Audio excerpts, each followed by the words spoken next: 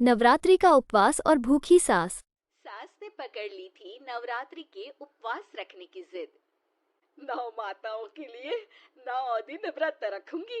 मैया की भक्ति में शक्ति है। मैया हमारे परिवार को अपना आशीर्वाद जरूर देंगी। लेकिन अपना शरीर तो देखिए माँ जी, आपका एक पाँव घर में रहता है और एक पाँव डॉक्टर के यहाँ। फिर से बीमार हो गई तो जय माता दी के साथ राम नाम सत्य भी। अरे राम राम राम, कैसी बातें कर रही हो बहू। राम नाम सत्य हो मेरे दुश्मनों का। मुझे व्रत रखने से मत रोको बहू, वरना देवी माँ नाराज हो जाएंगी। नहीं, तुम्हारी सासू माँ नाराज हो जाएंगी। अरे पर माँ, भूखे क्यों रहना है? देवी माँ थोड़ी ना चाहती होंगी कि उनके भक्त भूखे रहें। और आपकी तो सारी मनोकामना पूरी हो चुकी है ना माँ। लालच है बेटा, लालच बुढ़ापे में भी खत्म नहीं होती। अरे तुम चुप करो जी, तुम्हारी भी उम्र है भक्ति भाव करने की। ज्यादा बड़बड़ की ना तो तुमसे भी उपवास रखवा लूंगी। हाँ। अरे रौद्र रूप क्यों धारण कर रही हो मेरी माँ, रख लो व्रत। ठीक है माँ, बस अपनी हेल्थ का ध्यान रखना। अरे उसकी चिंता तुम मत करो बेटा। मैंने टीवी पे देख लिया है कि व्रत में क्या क्या खाने से शरीर में कमजोरी नहीं होती। अच्छा ही है, वरना ऐसा ना हो कि 9 दिन के बाद तुम मैया के द्वार की जगह सीधा हरिद्वार। अरे तुम मुझे हरिद्वार क्यों भेजना चाहते हो? क्योंकि अब तुम्हें मायके तो भेजने से रहा। बाबूजी, क्यों माँ को परेशान करते रहते हो? अच्छा माँ, ये बता दो कि आपको व्रत में खाने के लिए क्या क्या चाहिए होगा। सास के सामने सब हार जाते हैं। माँ के कहे सामान को बेटा लेकर आता है। नवरात्रि का पहला दिन है। नाश्ता कर लो, स्वस्थ रहो, मस्त रहो। मेरा व्रत से ध्यान भंग मत करो। अच्छा ठीक है ठीक है, भूख लगेगी तो मेरी तरफ मत देखना।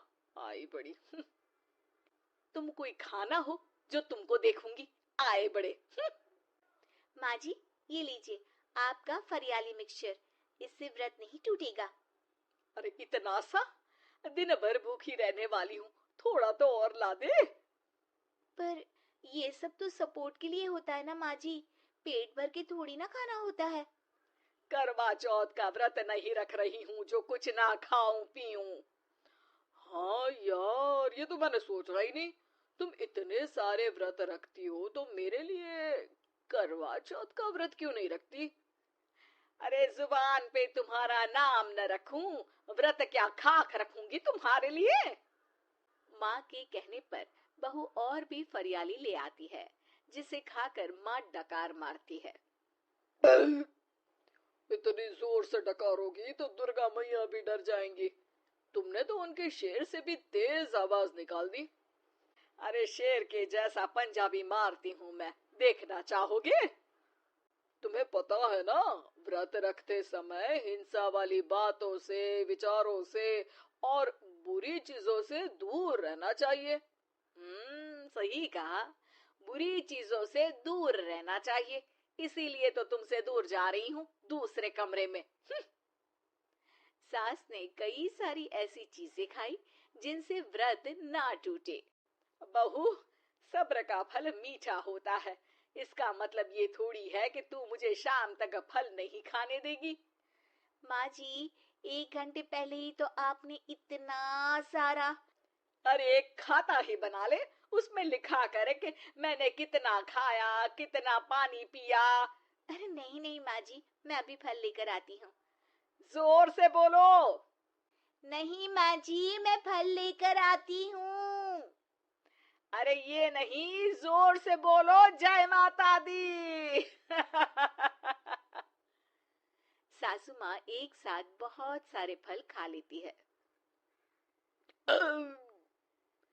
माँ जी, इतनी जोर से मैं डर गई। अरे भक्ति की शक्ति की पुकार है। पुकार नहीं, डकार है। हाँ हाँ ठीक है ठीक है, चिप्स और लेकर आना जरा, उससे भी व्रत नहीं टूटता। माँ जी, आज ही सब खत्म हो जाएगा, नाश्ते का ही टाइम है। अरे ठीक है ना बेटा, मैं अब कुछ खाऊंगी ही नहीं, तुझे इतनी तकलीफ है तो। नहीं नहीं नहीं माँ जी, मेरा मतलब था कि उपवास में सिर्फ इतना खाना चाहिए जितना शरीर के लिए सही रहे। स्वाद के लिए खाने से तो अच्छा है कि उपवास ही मत रखो। माता जी की कृपा तो वैसे भी बनी ही रहती है। अरे वाह बहू वाह, एक ढोलक और हारमोनियम भी लेकर आना और प्रवचन करने लग जा। श्री श्री 108 बहु ईश्वरी माता। माँ जी, मैं आपके लिए चिप्स लेकर आती हूँ। बहू की सही सलाह को भी सास नजरअंदाज कर देती है। थोड़ी देर में बहू सास को चिप्स लाकर दे देती है। आलू की चिप्स, आहा मजा आ गया। आलू किसी भी सब्जी में चला जाता है। आलू पनीर, आलू पालक, आलू टमाटर, आलू भिंडी और तो और पराठे में भी चला जाता है। वैसे ही इंसान को भी हर स्थिति में आलू जैसा होना चाहिए। थोड़ी देर में वहाँ ससुर जी आते हैं। क्या चिप्स खा रही हो? अरे नहीं जी, दिख तो चिप्स ही रही है। अरे तो पूछ क्यों रहे हो? अरे गुस्सा क्यों हो रही हो? उपवास में गुस्सा नहीं करना चाहिए। और ऐसा तो है नहीं कि सिर्फ तुम उपवास करती हो, हमने भी तो किया होगा कभी। नहीं जी नहीं, तुम तो कर ही नहीं सकते। तुम उपवास में भी भेजा खाओगे और भेजा खाने से उपवास टूट जाता है। अच्छा थोड़ी सी चिप्स मुझे दे दो, मन ललचा रहा है। नहीं, उपवास के लिए है। तुम अपना खाना खा लेना जो भी बने। पूरा दिन सास कुछ न कुछ खाती रहती है। जैसे ही रात होती है, बस उपवास हो गया, अब मैं खाना खाऊंगी।